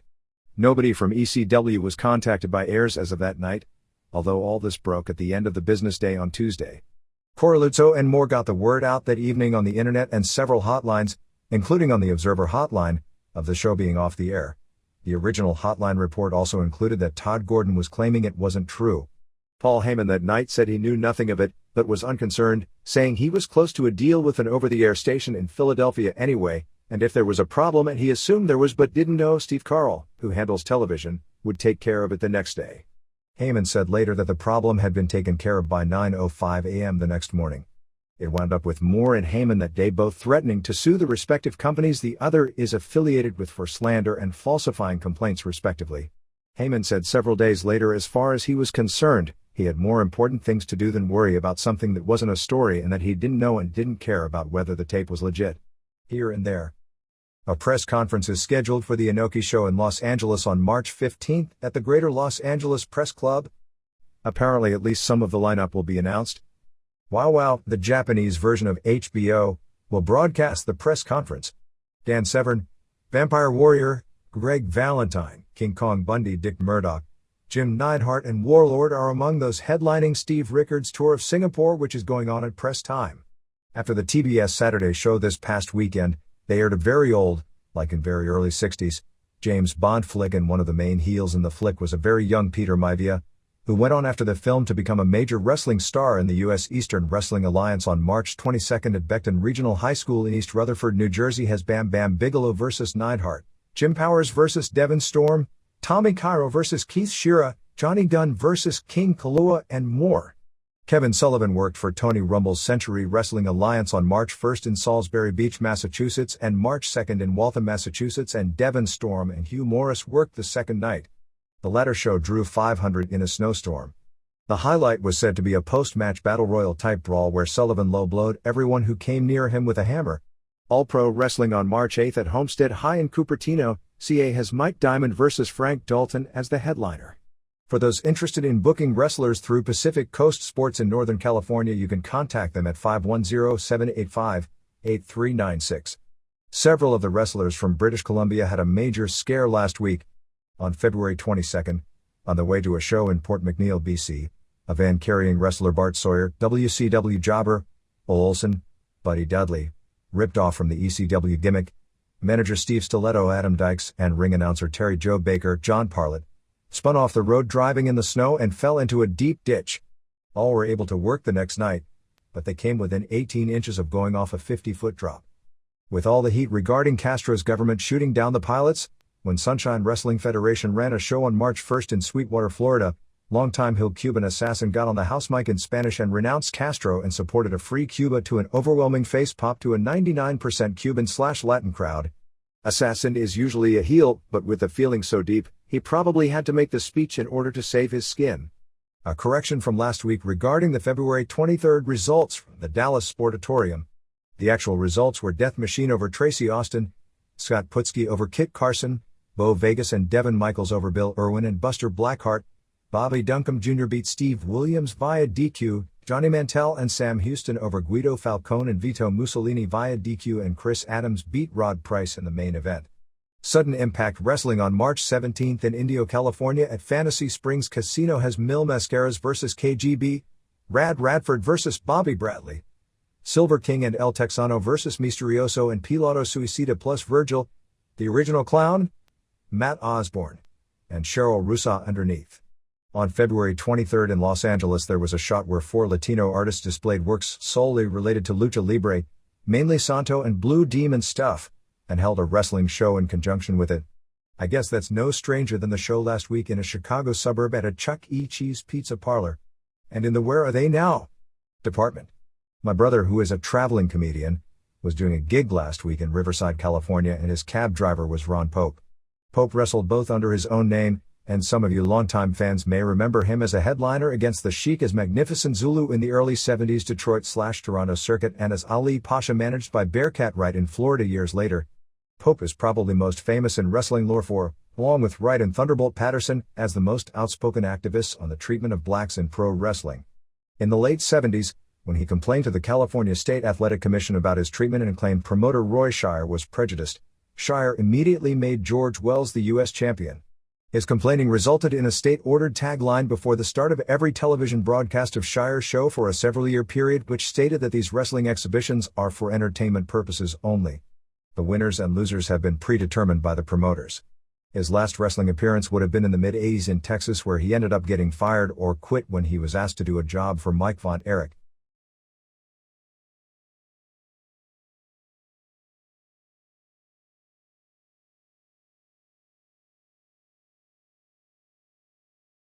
UFC. It appears the buy rate for the last pay-per-view will be slightly more than 0.7, or slightly below original 0.8 estimates. This group announced this past week that it would begin drug testing for all performance-enhancing drugs. They will be meeting with doctors in 3 weeks to determine procedure.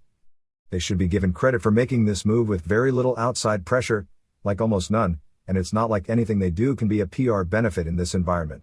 There are some changes being made in the Detroit pay-per-view show, although at press time we don't have them all. We do know that Shamrock Severn, Kiao Mark Hall and Amaury Bittetti, a highly regarded Brazilian Jiu-Jitsu practitioner, versus Joe Charles are on the card, and that the Oleg Toktarov versus Marco Ruiz match has been changed to Ruiz versus Don Frye. People magazine in the issue on the stands has a several-page-long UFC feature about the Puerto Rico show. The issue wasn't on the stands at press time, but those who have seen it have said it's slightly negative but better balanced than most media UFC stories. UFC officials expect a fight in Detroit over holding the show, but have threatened to file lawsuits if attempts are made to stop them, and believe that the U.S. federal court ruling handed down a few weeks ago that Semaphore Entertainment Group was deprived of its rights to due process under the law by having a government agency ban the event at the last minute establishes that holding the event is legal anywhere where it isn't specifically banned. I got the hard copy of the huge Philadelphia Inquirer piece reported on last week. I had seen a cut-up, faxed version. The item listed last week about the event not looking like anything that needs to be outlawed was not the conclusion of the article, although it was in the article. The conclusion was Bob Merowitz saying they put on a good show and that nobody was hurt, which was meant as a negative conclusion since the previous 13 paragraphs were in great detail about the Herrera-Goodridge match. In its proper context, the piece was very well written, but it was a negative piece. Different headlines going with the story included, "This TV violence is a glorified street fight. A brutal battle of martial arts called itself a sport. In blood sport, the rules are few, the dangers many, and brutal bouts become a big event." Herrera's actual injury was a fractured orbital bone underneath the eye, which is basically the same injury Undertaker suffered a few months back. Cablevision's cancellation of the event was the subject of 2 recent media pieces. In a short I haven't seen, Phil Mushnick of the New York Post congratulated them for their stand. Tom Umstead, the pay-per-view editor of Multi-Channel News, wrote a piece entitled "Cablevision Takes Disappointing Road" in this week's issue. Umstead wrote that the most damaging and inexcusable shot to the genre came from Cablevision's not distributing the show due to political pressure. Connecticut Attorney General Richard Blumenthal also scared Century Communications, the system in Norwalk, Connecticut, from airing the event after a month-long promotions effort by the system.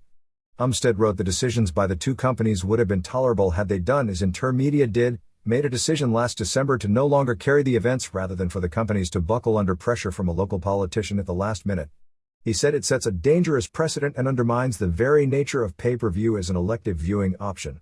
Umstead compared with injury rate of UFC to that of auto racing and boxing and said that combat sports are more guilty over overhyping, noting that the Extreme Fighting Championships, whose promotional efforts appear to have really backfired on the entire genre, promoted its event as the most brutal fighting event in the history of television. Umstead concluded that if a state attorney general with some influence over local cable franchising procedures can persuade an operator to pull an event that subscribers have to physically order to view, where will you draw the line? Semaphore Entertainment Group officials have claimed that Cablevision's claim it was pulled because of concerns over violence doesn't hold water because they continue to show boxing, wrestling and violent movies on pay-per-view. WCW. It appears that the pay-per-view lineup will be as was originally reported. It is believed the matches that have been announced on television will change since Jimmy Hart has power of attorney over Lex Luger, and will pull him from the street fight match to the cage match against Hulk Hogan, leaving Sting without a partner, winding up with Booker T in a match against his friends when it was Luger who got him into the mess in the first place. There was a snafu on the hotline, in that Gene Okerlund reported Lex Luger had won the TV title from Johnny B. Bad. Apparently they had done interviews ahead of time where Luger had the belt and Okerlund got his weeks messed up. Actually, Okerlund corrected the hotline so very few actually heard the message. The plan is, or at least was, since things change on a momentary basis, for Luger to beat Bad either at the WCW Saturday night tapings on March 6th or more likely on the March 11th Nitro for the title switch. The May 19th pay-per-view show from the Rosemont Horizon, which is the next one after Uncensored, will revive the Battle Bowl format. As we've written earlier, the belief in WCW is that after the success of the Rumble pay-per-view, they believe that big matches don't draw by rates, that you need a gimmick hook to sell. At least it isn't 6 cage matches.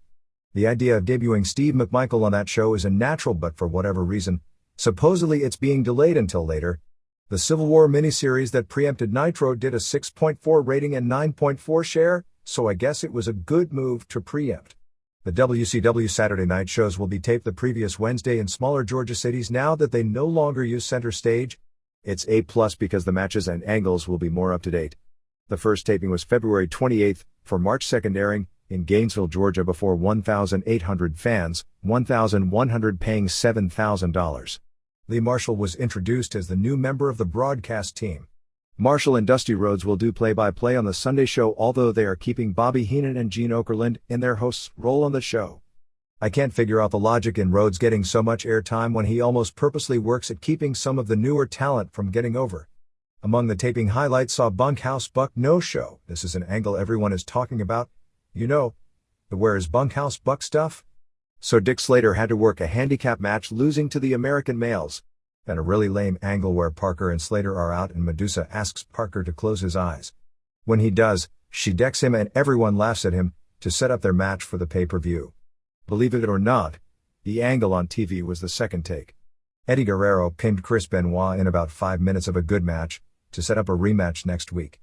Dallas Page did an interview challenging Bad, saying he'd retire if he loses. I'm sure everyone nowadays believes wrestling retirement stips. Luger beat Cobra when Jimmy Hart interfered and Sting came out, and they did the same basic deal they did on Nitro. Jim Duggan beat VK Wall Street when Craig Pittman interfered.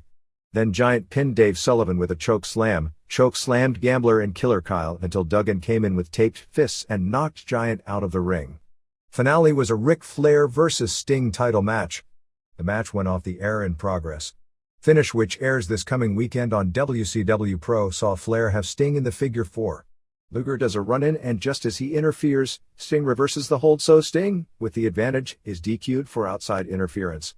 Upcoming Saturday night taping schedule is March 13th in Dalton, Georgia, March 20th in Augusta, Georgia, March 27th in Rome, Georgia, April 3rd in Gainesville, Georgia, April 10th in Birmingham, April 17th in Anderson, South Carolina, and April 24th in Dalton, Georgia.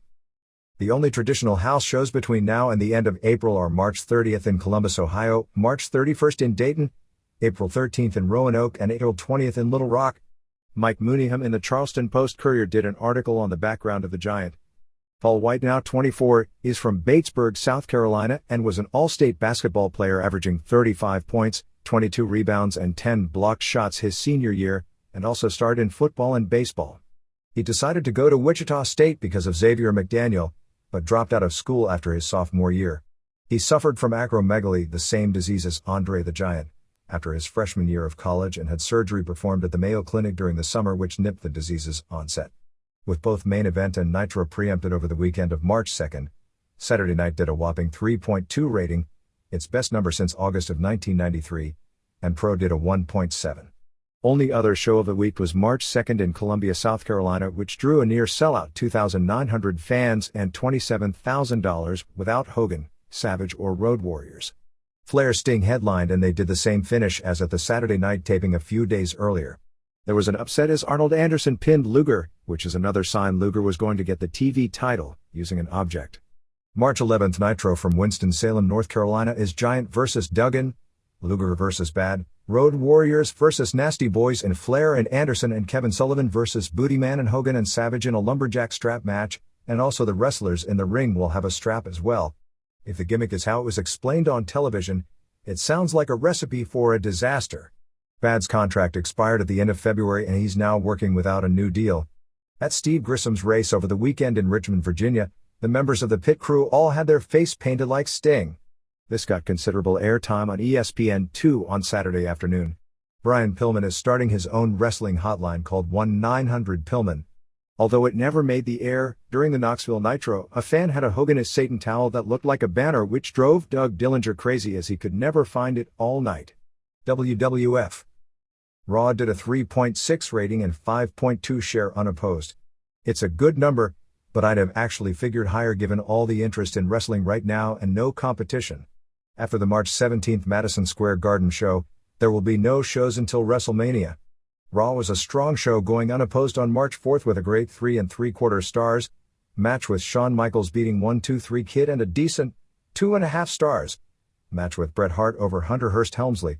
They had Goldust do a video doing a really heavy-handed predatory homosexual act with all kinds of double entendre references in a Piper's Pit setting to set up their match at Mania. The title Shattered Dreams was apparently meant as a spoof on his father's famous nickname, Justin Bradshaw, who was referred to as a throwback to the days of Stan Hansen, beat Hakushi. Bradshaw didn't look good. The Billionaire Ted skit was Ted in a game show setting where they pulled out some of his silly, sexist and borderline racist quotes, some of which were obviously meant as humor when they were first said and some of which were just dumb, and aired them with Ted leering down the top of a girl contestant. The one very funny thing was them saying Huckster wasn't there because he was tied up, and showed him in an empty arena handcuffed to the ring saying he helped the girl handcuff him and he can't get out as a spoof on the Angle on February 26 the Nitro. Only match announced for the March 11th live show from San Antonio was Undertaker and Yokozuna vs. Owen Hart and Davey Boy Smith. In syndication, before the Godwins vs. New Rockers match, with Al Snow trying his hardest to act like a geek, a dog took a dump in the ring and they showed close-up of it. Kurt Hennig said he hoped it didn't say something about the quality of the upcoming match. Unfortunately for him, it did. The match was bad, partially by design because the Rockers were supposed to do geeky version of Rocker spots, but it was also bad as far as they didn't work together as a match well either. At the show in Worcester, Massachusetts, Shane McMahon ran a WWF info booth where they were doing survey postcards, giving away free online discs and giving out cards with the dates of the rest of the pay-per-view events for the year. They are introducing a new t-shirt of Sunny with the top buttons of her blouse undone, bending over saying, "I like it raw." A clarification from last week. Due to a typo, it was written that on February 19th, WCW coming off the pay-per-view won the Monday Night Ratings battle with a 3.1 to 2.9, when it was WWF that was coming off the pay-per-view that won the ratings battle. Most had it figured since it was written Nitro did the 2.9, as it did. In regard to the Calgary Sun articles, Bruce Hart used to ghostwrite the articles under Bret's name, but Bret now writes them himself. The Memphis show on February 17th, Bret Hart vs. Jerry Lawler cage match, did draw the all-time record gate for the city, breaking any previous WWF, NWA or Jarrett marks. As of March 5th, there were 11,340 tickets sold for WrestleMania totaling $652,130. Because of a lot of giveaways, there are only about 2,000 tickets remaining. The readers' pages. George Mayfield of 243 Market Street, High Spire, Pennsylvania 17034 has just returned from Japan and has plenty of merchandise including the 4.5-hour 1995 Super J Cup home video. Send us ACE for more info. Ron Rivera of P.O. Box 3099, Fullerton, California 92634 has a tape of the January 18th Tijuana AAA show for $20 and will put both the December 25th and January 18th shows on a tape for $30. Rob Feinstein of 865 Green Ridge, Langhorne, Pennsylvania 19047, has numerous tapes including the Eddie Gilbert Memorial Brawl for sale. Greg Seagraves of 164 Maple Grove Road, Lafayette, Tennessee 37083 is looking for tape lists and has USWA, All Japan, New Japan and ECW for trade. Wrestling Warehouse of P.O. Box 951, Humboldt, Texas 77347 has t-shirts for sale. Send us ACE for a list. Justin Hoyer of 14 Wenzel Lane, Stony Point, New York 10980 is looking for tapes of Shawn Michaels on Baseball Tonight, Bret Hart on Lonesome Dove and photos and autographs of women wrestlers. Joe Manna of 277 Brookville Avenue, Islip, New York 11751 is trying to sell his collection of wrestling magazines dating back to 1979. Gary Langevin of 124 Maple Street, Newport, Vermont 05855 has a 40-page 1994 in review booklet for $5. Dave Zivkovich of 5329 Espana Avenue, Bethel Park, Pennsylvania 17102 is looking for a tape of the December 9th Los Angeles show, Good Luck, and has EMLL action figures to trade for Japanese action figures. Ricky Short of Box 297, Gretna, Virginia 24557 is looking for tapes of Sunny Beach's promotion and the CWA in Dallas. Stu Kaplan of P.O. Box 176, North Weymouth, Massachusetts 02191 is looking for a tape of the November 30th Sapporo show. George Hill of 415 Watts, Northfield M171, Murfreesboro, Tennessee 37129 has a photo booklet tribute to the great Malenko for $3. Mark Mayer of 2920 Wicklow Street, Duluth, Minnesota 558061407 is interested in info on Northern Premier Wrestling. Herb Dyerking of 1919's Manchester number 35, Anaheim, California 92802 is looking for 86 through 87 WCW Saturday night shows, 86 to 87 Watts TV, the December 15th Calgary show and December 13th J Cup. David Crawford of P.O. Box 9515, Kansas City, Missouri 64133 is looking for tape traders. Eric Bimban of 1170 E. 83rd Street, Brooklyn, New York 11236 has IWA, FMW, Michinoku Pro, Old Memphis and more and is looking for ECW tapes of August Throt Septa, Bird 93 and Old Observers. Timberwolf Promotions at P.O. Box 891, Ranson, West Virginia 25438 has a ring to rent inexpensively and undercard workers. Tony Villata of 1435 Balsam Drive, Allison Park, Pennsylvania 15101 is looking for tapes of Billy Graham as WWF Champion and Randy Savage cage matches. Woody Carlson of 9000 Hogan Road, Jacksonville, Florida 32216 is looking for tapes of Incredibly Strange Wrestling. Tommy Noe of 701 Barton Drive, Morristown, Tennessee 37814 has handheld tapes of SMW house shows.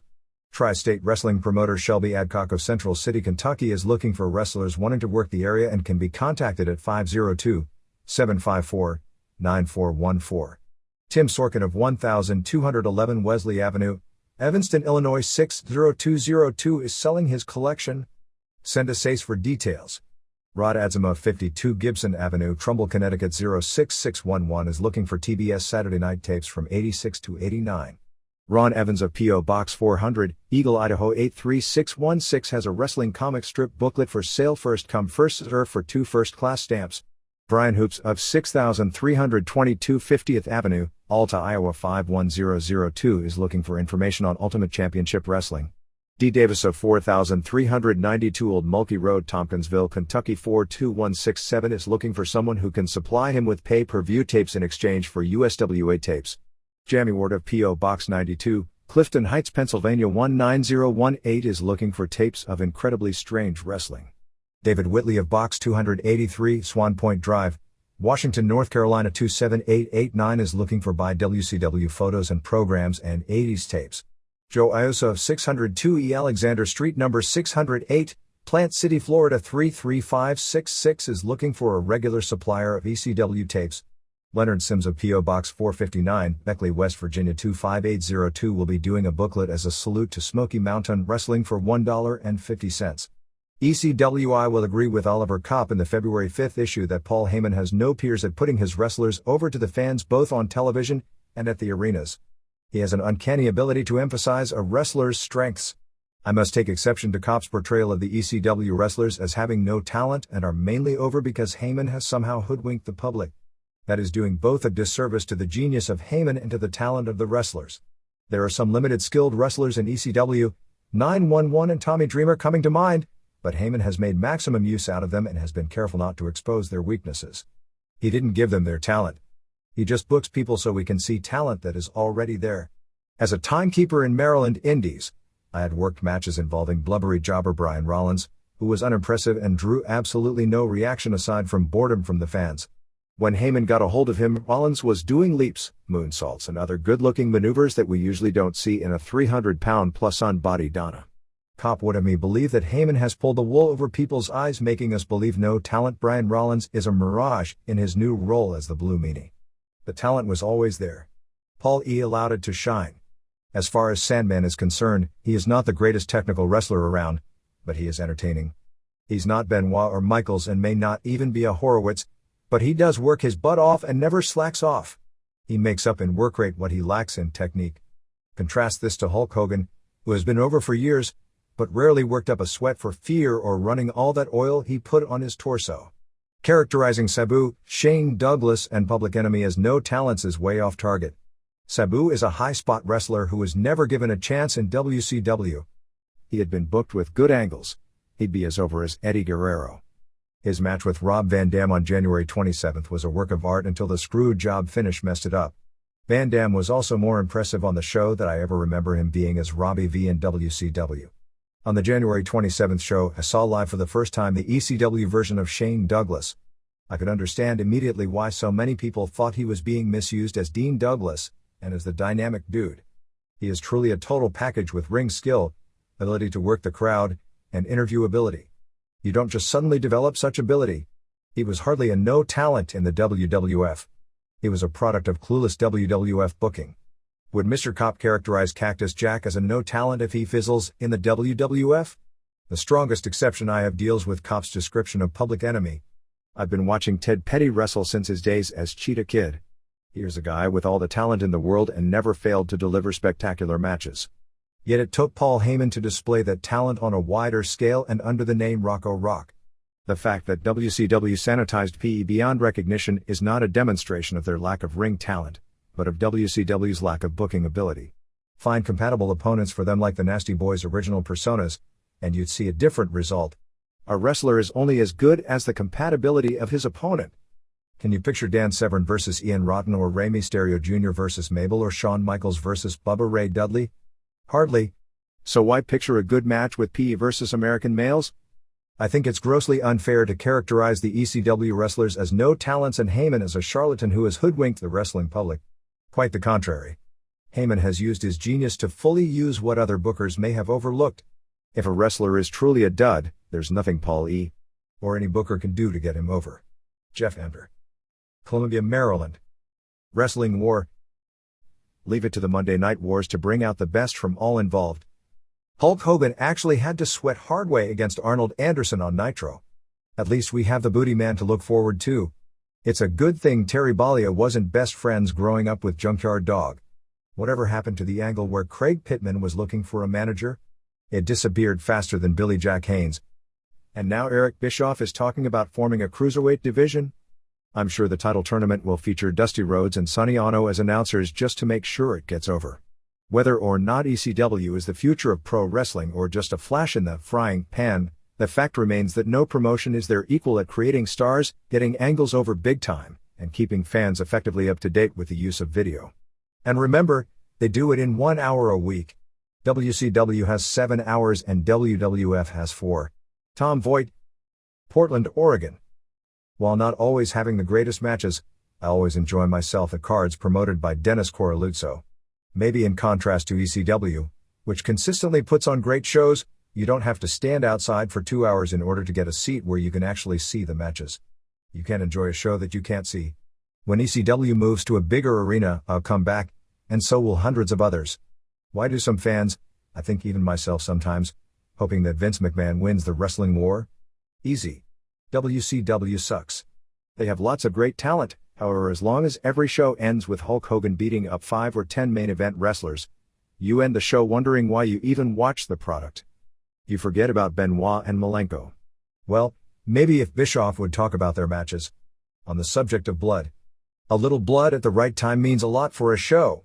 Too much blood on a show means nothing. As a former wrestling star who bladed often, Bruiser Brody once said to me, a man has to be pretty sick to mutilate his face with a razor blade. Dave Katz. Mount Holly, New Jersey. I'm trying hard to feel sorry for Vince McMahon, but I can't shed a tear. The billionaire Ted skits are funny, but let's look at history. If pro wrestling were a war, which in many ways it is, Vince McMahon is a war criminal who is getting just what he deserves.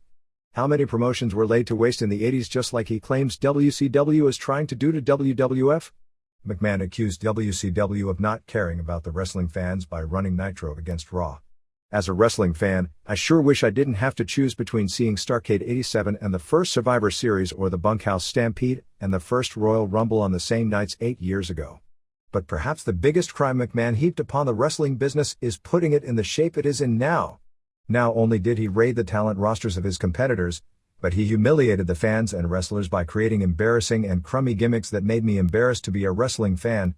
Junkyard Dog dancing to grab them cakes. Sam Houston dancing around like a jackass. The Red Rooster. Saba Simba setting the Afrocentrism movement back 200 years. And who can forget adorable Adrian Adonis? Sure, the WWF made a lot of money in the 80s, but they did it by presenting a combination of steroid freaks and goofball gimmicks. The standards of the industry were set back 30 years. The old base of wrestling fans was burned out. When the fad was over, we have a wrestling business in the state it is in today. I'll admit Shark and Booty Man are no better, but I can still watch Nitro and see Eddie Guerrero, Chris Benoit and Conan doing their thing and not saddled by embarrassing gimmicks. In the WWF, with a few exceptions, it's still Al Snow in a bad costume not getting pushed, the Godwins and Goldust. Don't get me wrong. Vince McMahon has in many ways revolutionized the industry in a positive way as well. For the WWF to be put out to pasture would be very bad for the industry and for the wrestling fans. But as Arnold Anderson said to Ric Flair when he was looking for an ally to tag against him and couldn't find one, what comes around goes around. Dan Moreland, Limeport, Pennsylvania. After reading the February 19th Observer, I couldn't believe the BS, lies and outright whining Vince McMahon is resorting to. Let me get this straight. He never forced his competitors out of business. He only bought their television time slots and forced them out of the big arenas. Then, he trademarked all the wrestlers' names and gimmicks so when they leave, they couldn't continue to make money or help the smaller promotions to make money using established gimmicks. Then he wrote a letter to Ted Turner critical of using of the blade when two of his affiliates, USWA and SMW, used to have bloodbaths in their territories regularly is so hypocritical. Did Vince write similar letters like that to Jerry Jarrett and Jim Cornette? He says when McMahon himself appeared on Larry King Live, he made the statement that WCW was a small regional group and no competition. Vince's desperation seems to have changed his opinion. Disclaimer or not, Diesel swearing and giving Bret Hart the finger and Razor Ramon saying that he wants Goldust's ass was a tasteless and blading. Portraying Hogan and Savage as old has-beens is hypocritical now that he himself is dipping into the has-been pool by bringing in Roddy Piper, Jake Roberts and now the Ultimate Warrior. McMahon never respected the legends of the business who made him millions. Look at how he treated Bruno Sammartino. Rick Davis. Bay City, Michigan. If Eric Bischoff is going through that much trouble with the Pillman angle to just work everyone, why doesn't he do something that'll make everyone happy and fire Hillbilly Orca from the broadcast booth? Are they Lodge brothers? No matter how Vince McMahon tries to portray things, the situation now is identical to what happened in 1984. McMahon is trying to claim he was some ballsy underdog because he put everything he had on the line in order to take over the business. But the truth is he was handed the keys to his business the same way Ted Turner was by his father. I can remember a time before the country was wired for cable when Turner actually held a telethon to save a UHF station he owned in Charlotte. That sounds as scrappy as when McMahon booked arenas across the country for closed circuit for the first WrestleMania. When Turner told people he was going to put WTCG in every home in America, people called him a complete lunatic. Much men are pretty much cut from the same mold as far as I'm concerned. They took small fortunes amassed by their fathers and turned them into large fortunes through lots of hard work and know-how. But neither started from scratch, no matter when their reinvented biographies will tell you. I also dispute the assertion that Bischoff has made a career ripping off characters created by McMahon. Most of the WWF's biggest successes, Hogan, Savage, Piper, Warrior, Andre Duggan, JYD, Heenan, Ventura, were already created well before McMahon ever got a hold of them. He fine-tuned some of them for sure, but by no means did he create any of them. That probably has a lot to do with why so many of his new creations don't get over these days. McMahon had a built-in mechanism for creating new stars back then. All of his creations had tons of history and experience behind them and were already over to a large portion of the fans to begin with thanks to the regional territories and the after magazines when they debuted for Titan. That doesn't make Bischoff any less unoriginal, but it does put everything into its proper perspective. Speaking of unoriginal, why doesn't anyone have the guts to call Paul Heyman out for being so derivative? Sure, he's the best booker in the business, but his characters aren't original either. The Dudley Brothers is a direct rip-off of the Hanson Brothers. Bubba Ray is taken from an old Jeff Altman comedy routine. The wrestling school dropout was Reverend Jim from Taxi. His key angles and interview lines are lifted straight from motion pictures. And he named his top tag team after an existing rap band. He's still as close to a genius as it gets in this industry. Richard Sullivan. Forest City, North Carolina. Regarding ECW's new anti-Jew stance, it's far more likely for someone to be permanently injured from taking a frying pan over their head than a possible fatal exchange of blood. It seems a little hypocritical for an organization to allow sailboat oars, baseball bats and the most vicious chair shots I've ever seen to then ban the blade. Don't get me wrong, I love ECW, but come on. As far as Vince McMahon's portrayal of himself as a victim of evil, unfair business practices and claiming putting a television show opposite him on Monday nights hurt pro wrestling in a way he never did is utter crap. I vividly remember him coming into Kansas City on Thursday nights in the mid-80s against Bob Geigel's shows and consistently outdrawing Geigel. He put men like Bob Brown, Rufus Jones and Geigel out of work with vicious tactics. I won't even mention the day in 1984 I turned on TBS and was treated to the same WWF matches I'd seen earlier in the week for 2 hours. Vince McMahon's crybaby act may work for some newer fans, but not those who were around during that time. We may be dorks, but we know a bad work. David Crawford. Kansas City, Missouri. 2020 story. I'm somewhat surprised in both your coverage and in the letters page regarding the 2020 story on UFC. Nobody brought up the glaring double standard invoked. The program opened with a segment featuring very graphic security camera footage of numerous convenience store clerks being murdered, one via a slit throat. After the piece, Barbara Walters tossed the reporter a puff question regarding beefed-up prevention measures, as opposed to condemning the store owners for lax security. Following the UFC story, she made a TSK about the barbarians destroying civilization. I get it. Cold-blooded murders for chump change televised in prime time during sweeps isn't a sign that the apocalypse is near. But bare-handed fights with voluntarily participants is. Name withheld by request.